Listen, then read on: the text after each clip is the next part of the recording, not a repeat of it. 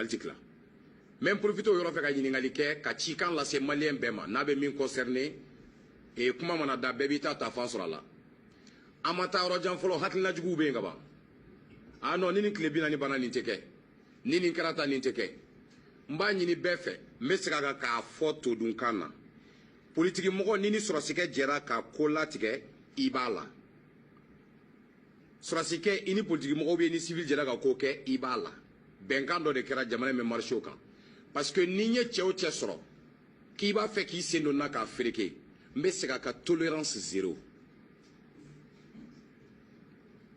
Bɛɛ k'a mɛn ni ye cɛ o cɛ sɔrɔ a la a dun tɛ dogo na labɛn bɛɛ kɛlen don a kama ni cɛ o cɛ k'i bɛ kɛ sababu ye k'a ɲagami tolérance zéro. Sara ne m'o yafa t'i ye fewu fo ni Ala yɛrɛ yafa d'i ma.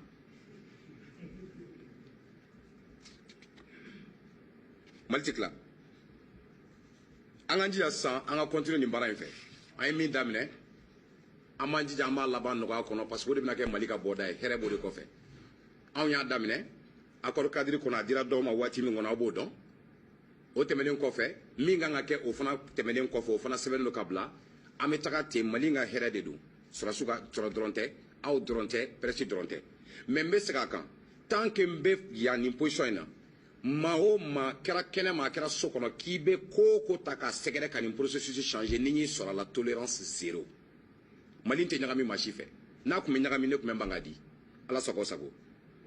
N bɛ n profiter ka ci dɔ lase jama ma n'aw y'a remarqué n ka bɔli man ca ka kuma c'est pas parce que n tɛ se kuma la mais ni mɔgɔw b'i bolo ka ci lase c'est pas la peine ou bien aw bɛ se ka ci min lase population ma ne tɛ se donc n'i y'aw sɔrɔ ta k'a fɔ aw b'a lase. Kunun sigilen bɛ yan an bɛ kɛ bureau in kɔnɔ 24 heures mais i bɛ fɛn bɛɛ mɛn awɔ bon Mali kɔnɔ n'i ye malien ye ko n ko a ye dɔɔnin mɛn a la dɔw ko nin fan in na an bɛna 2 ta dɔw ko nin fan in na an bɛna 3 ta ne de bɛ ka kuma aw ye capitaine Amadou Aya Sanogo président du comité min ni CEDEAO y'a traité n ye jankunɛ ɲɔgɔn ye bi an kumana a b'a fɔ bɛɛ ɲɛna ma layidu di mɔgɔ ma layidu tɛ ni mɔgɔ cɛ ma ministre premier mɔgɔ ye pour l'instant ma s'o ma yɛrɛ fɔlɔ. Mais fɔlɔ kɔni min o ye premier ministre ye o premier ministre fana ni peut-être dans les heures qui viennent ne ni ale an bɛ sigi an b'o kuma fɔ an bɛ mɔgɔ dɔ di hali o yɛrɛ fana n'aw ye tɔgɔ dɔn mais n m'a fɔ fɔlɔ misigiliw don parce que ni ma dɔ wɛrɛ dɔn kɔni tile 2 in na ɲininkaliw kan ka bɛɛ lasɔmi Maliko la n ye ɲininkali 2 min kɛ olu bɛ n bɔ o tɛmɛnen kɔfɛ i ye comité ka fɛngɛ min fɔ comité bɛ yan. A bɛ yan a mɔgɔw bɛ yan an b'an ka baara kɛ parce que jamana yɛrɛ kɔnɔ fɔlɔ n'i ma sira fɛ hali n'o fɔra aw yɛrɛ aw kana sɔn ni sɔrɔsi groupe kɔni ye yɛlɛma kɛ tan ka n'o gɛn ka bila kɛrɛfɛ dɛ n t'i nɛgɛ koyi o ma ɲi dɛ i bɛ se k'a fɔ d'accord an ka n'u ye sanfɛ mais sɔrɔsi groupe kɛlen ka ko kɛ d'accord a y'a d'u ma k'u ta k'u bila kɛrɛfɛ de n terikɛ n b'aw lasɔmi a kana sɔn o ma jamana si vous êtes messager mais a bɛ bɛrɛbɛrɛ cogoya wɛrɛ la comité ka vie tɔ o bɛ yen. Mais au Tabali, ni ala sona ministre sigu ni fauna, on verra bien. Toujours benga on a, amba avec tout amena. Mais ni janguna klala fana.